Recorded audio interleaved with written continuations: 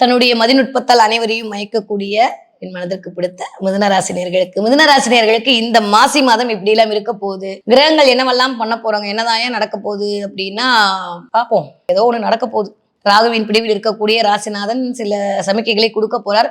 அது பிரம்மாண்டமா இருக்க போதா, பேரிடரா இருக்க போதா, இல்ல பெரும் அதிர்ச்சியா இருக்க போதா, ஜெயிச்சிட்டே மாறா அப்படின்னு சொல்ல போறீங்களா அப்படின்றத உங்களுடைய ஜனனகால ஜாதகம் தான் தீர்மானம் செய்ய போகிறது. ஏன் இத்தனை நாள் இல்லாம இன்னைக்கு மட்டும் ஜனனகால ஜாதகம், நேட்டல் ஹாரோஸ்கோப்லாம் புதுசா கொண்டு வரீங்க, அது நல்லா இருந்தா நாங்க ஏன் மேடம் ராசி பலன் எல்லாம் பார்க்க போறோம் அப்படின்னு என்ன மாதிரி சொல்ற ஆளா இருந்தீங்கன்னு வச்சுக்கோங்க.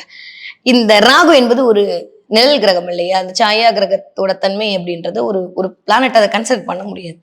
அது இதுதான் பண்ணுன்ற மாதிரி நம்மளால ஒரு ஒரு அமைப்புக்குள் எனக்கு மட்டும் இல்லை யாருக்குமே தெரியல இன்னைக்கு வரைக்கும். இந்த பலனை சொல்ல பாம்பு இப்படின்னு சொல்லிட்டு போயிட்டாங்க தவிர இந்த பாம்பை வச்சு எப்படி பலன் சொல்றதுன்னே தெரியலன்ற மாதிரிதான் ஓடிட்டு இருக்கு. அந்த அளவுக்கு எதை பண்ணுன்னே சொல்ல முடியாது. திடீர்னு பார்த்தா ராகு பிரம்மாண்ட வளர்ச்சியை கொண்டு போய் கொடுப்பாரு. புதன் ராகு காம்பினேஷன் தான் பயங்கரமான மூளை.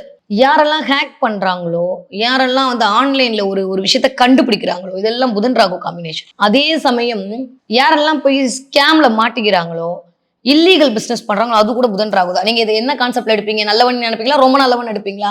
அப்போ உங்களுடைய ஜனனகால ஜாதகத்தில் இருக்கக்கூடிய ராகுடைய அமைப்பு தான் இது திருமணம் செய்ய போகிறது இல்லையா? அந்த வகையில பார்த்தோம்னா